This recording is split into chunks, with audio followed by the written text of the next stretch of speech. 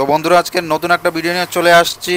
এই ভিডিওতে আমরা দেখাবো যে ভিলেজের পরে আমরা যে ব্লগগুলি বানাচ্ছি তার পার্ট টু। তো বন্ধুরা, আমাদের ভরতপুর যে এরিয়াটা ছিল সেটা দেখা শেষ হয়ে গেছে। আমরা এখন যাব যে সীতাপুর রয়েছে, সীতাপুর বিচে ওই রাস্তার পাশে দেখো কত কৃষিকার্য করা হয়, সেইটা আমরা তোমাদের দেখাবো।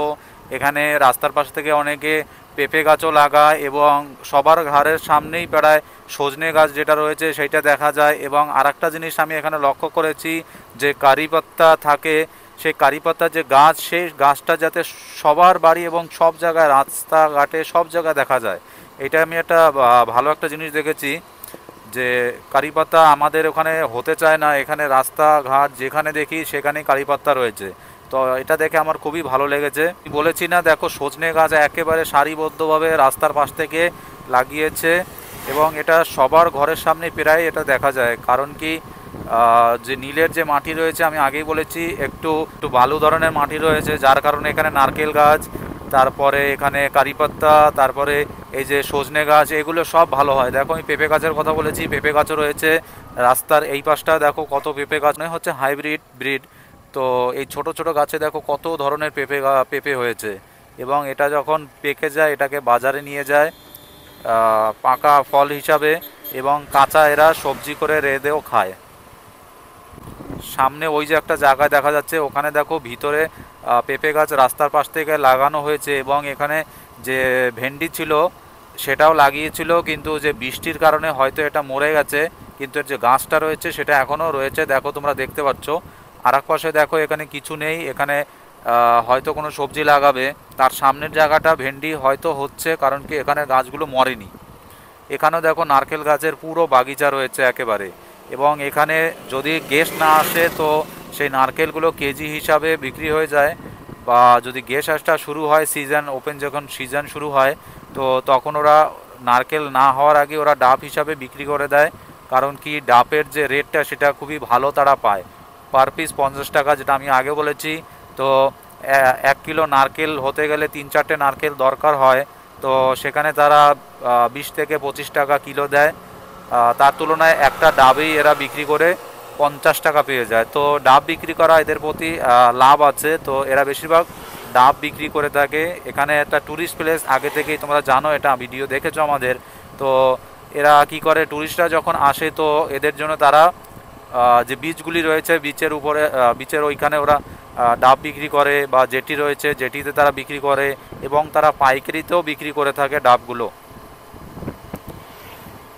তো শহীদ দ্বীপ যেটা রয়েছে সেটা মেনলি ট্যুরিজমের উপরে ভিত্তি করে, এটা যে তার রোজগার নির্ভর করে। কারণ কি, এখানে তেমন কিছু কাজবাজ নেই, যত কিছু কাজ আছে এরা যেখানে হোটেল, বড় বড় হোটেল তৈরি করেছে, বাইরের থেকেও অনেক হোটেল আছে, সেই হোটেলে তারা কাজ করে। এবং গেস্ট পিক আপ করা এবং ড্রপ করা, সেতেও তারা গাড়িতে কাজ করে থাকে ড্রাইভার হিসাবে। এবং নিজেদের যে শহীদ দ্বীপের যে নিজস্ব লোক রয়েছে, সেটলাররা রয়েছে, তারা নিজেদের গাড়ি রাখে এবং সেই গাড়িতেই তারা গেস্টদের ঘোরায়, এবং তারপরে ভিত্তি করে তাদের যে ইনকাম সেটা হয়ে থাকে। এবং এখানের যে পেট্রোল ভেহিক্যাল এখন আর যে ট্যুরিস্টদের জন্য প্রাইভেট কার দেওয়া হয় না। নিজ পার্সোনাল যদি গাড়ি কিনে থাকে তাদের পারমিট দেওয়া হয়, কিন্তু প্রাইভেট যে ট্যুরিস্ট ভেহিক্যালদের জন্য এখানে পারমিট দেওয়া হয় না, বা দিয়ে থাকে তারা শুধুমাত্র ইলেকট্রিক যে ভেহিক্যালসগুলি রয়েছে তাদের জন্য। এবং যদি পেট্রোলে কেউ কিনতে চায় তাদের পার্সোনাল কার হিসাবে তাদের কিনতে হয়। আর তোমরা রাস্তার পাশে দেখো অনেক হোটেল দেখা যায়, ছোট ছোট রেস্টুরেন্ট রয়েছে, হোটেলস রয়েছে। তারা নিজেদের ঘরের সামনেই এই যে ধাবা টাইপের ছোট ছোট যেটা রয়েছে তারা তৈরি করে। এবং ট্যুরিস্টরা যখন, যেমন আমরা এখান থেকে স্কুটি নিয়ে যাচ্ছি, ট্যুরিস্টরা যখন তারা যায় তো তাদের চোখে পড়ে এবং তারা ওখানে দাঁড়ায়, এবং যে কিছু ওরা তারা খেতে চায় সেগুলো তারা ওখান থেকে কিনে খেয়ে নেয়। তো এরকম তোমরাও করতে পারো। এখানে ছোট ছোট অনেক ধাবা টাইপের হোটেল পেয়ে যাবে, সেখান থেকে তোমরা খেতে পারো। এবং তোমরা অবশ্যই এখানে এসে এই ছোট ছোট ধাবা থেকে খাবে, কারণ কি এখানে যে বড় বড় হোটেল রয়েছে তার তুলনায় একটু রেটটা কম রয়েছে। বড় বড় হোটেলগুলি রয়েছে সবই নামি দামি হোটেল, যার কারণে এখানে যে রেটটা, খাবারের রেটটা, সেটা একটু দামটা বেশি রয়েছে। দেখো এখানেও কত ছোট ছোট হোটেলস রয়েছে এবং তারা টু হুইলার্স এবং যে সাইকেল রয়েছে বাইসাইকেল তারা রেন্টে প্রোভাইড করে থাকে। তোমরা যদি চাও রেন্টে নিতে তো তোমরা এখান থেকে নিয়ে নিতে পারো, বা তোমরা যে গাড়িতে তোমাদের পিক আপ করবে তাদের কাছে যদি জিজ্ঞেস করো তারাও বলে যাবে যে তোমরা কোথা থেকে টু হুইলার রেন্টে নিতে পারো বা বাইসাইকেল রেন্টে নিতে পারো। তো বাইসাইকেল নিলেও তোমাদের একদম সস্তায় হয়ে যাবে, কারণ কি নীল একটা ছোট্ট একটা জায়গা। দেখো সামনে বড় একটা না এখানে অনেক কটা হোটেল রয়েছে, যেমন নীল ওশেন রয়েছে, তারপরে আরও অন্য অন্য হোটেল রয়েছে যেগুলো তোমরা দেখতে পাচ্ছ, অ্যাকোয়াজ রয়েছে। এগুলো হলো সব নামি দামি হোটেলস নীল আইল্যান্ড বলতে শাহিদ দ্বীপের। তো এখানে যে চমক দমক সেটা আলাদা ধরনেরই রয়েছে। তোমাদের এই এরিয়াতে আসলে মনে হবে যেন তোমরা কোনো ফরেন কান্ট্রিতে রয়েছো। এবং নীল আইল্যান্ডও কোনো ফরেন কান্ট্রির থেকে কম নয়। এখানের যে বিচগুলি রয়েছে খুবই সুন্দর, তোমরা যখন দেখবে তোমাদের চোখ ধরে যাবে এবং মনটা একদম শান্তি হয়ে যাবে। তোমরা দুনিয়ার যে এত প্রবলেম রয়েছে এখানে আসলে সেই প্রবলেমগুলো এক মুহূর্তের জন্য মনে হবে যে সব প্রবলেম তুমি ভুলে গেছো। তোমাদের নিজের জীবনের যে লক্ষ্য সেইটা যেন তোমরা আবার ফিরে পেয়েছো একবার করে, আবার সেই ছোটোবেলার যে আমাদের সময় সেই সময়টা তোমরা ফিরে পাবে যখন এখানে আসবে।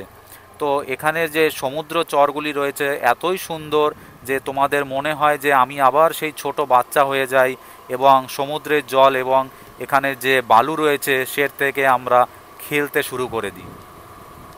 তো একেবারে নারকেল বাগিচায় ভরা রয়েছে। নারকেল বাগিচার কথা তোমাদের আগেও বলেছি। আর তারই ভিতরে দেখো ছোট ছোট কত সুন্দর করে তারা ডেকোরেট করে ছোট ছোট রেস্টুরেন্ট বানিয়েছে, এবং এর ভিতরে তোমরা পেয়ে যাবে অনেক ধরনের খাবার দাবার, যেটা হয়তো তোমাদের ভালো লাগতে পারে। কারণ কি তারা অনেকে আছে কি করে ওরা তারা হোমমেড খাবার তৈরি করে থাকে।